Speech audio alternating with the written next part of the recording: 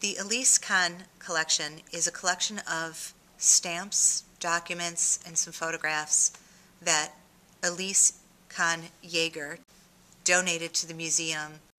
The Kann collection has been a great help in understanding more about resistance activities in the Netherlands. We really don't have anything this exemplary that really explains the process of forging identification cards.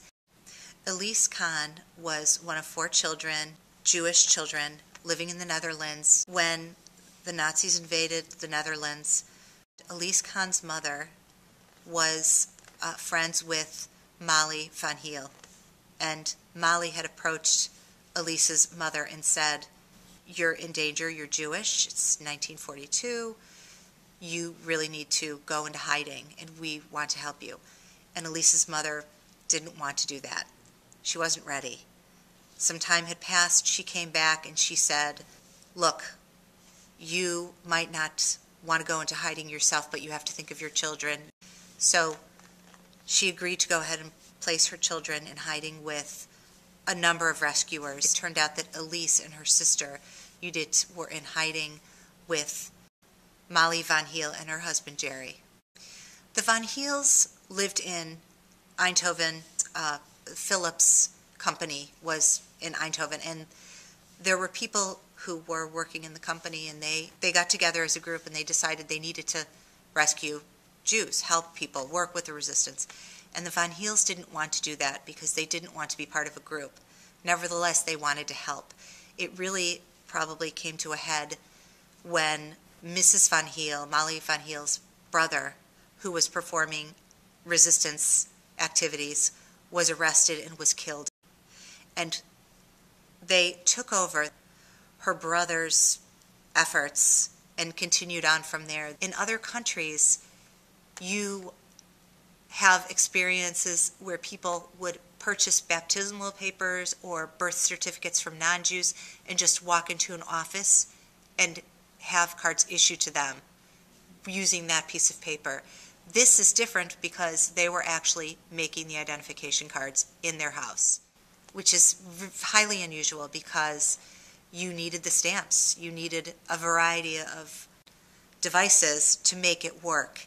And they stole these things. They managed to steal these, or they worked with the underground who obtained them for them. Or Elise explained to me that Mr. van Heel and Mrs. van Heel also obtained some of these things from her brother, who had himself stolen some of these stamps and used some of these materials and ink bottles to forge the identification papers. The collection that Elise gave to us contains a number of blank pages, full documents. They also had a book which was printed by the Nazis in the Netherlands, which really was interesting because it's a number by number description of every identification card that is thought to be stolen or forged, and this enabled them to also know what numbers were problematic. In addition, there were notes that Mr. van Heel had included in the collection, which were sort of his personal notes and crib sheets as to what to do, what numbers not to use, sort of cliff notes, his cliff notes per se, as to how to create the identification card. Elise talks about one evening walking into a room that they weren't really supposed to go into, and she walked in on Mr. van Heel, who had materials out, and only later she could surmise that he was probably forging identification cards, creating these forged papers. And she did not ask him about it, but he said to her, "Please leave and don't ever talk about this." Elise kept in touch with the van Heels after she was liberated, and she would go back periodically to visit once she was living in the United States.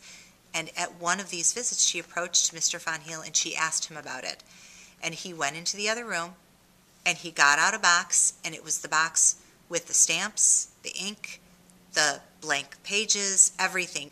And he explained to Elise what he was doing and what Molly was doing. By giving the artifacts to the museum, she can also tell the van Heel story, which is for her very important. She was very close to this family. They saved her life and her sister's life, and she knows that they rescued a number of other people. So for her, it was one more way in which I think she could honor these people.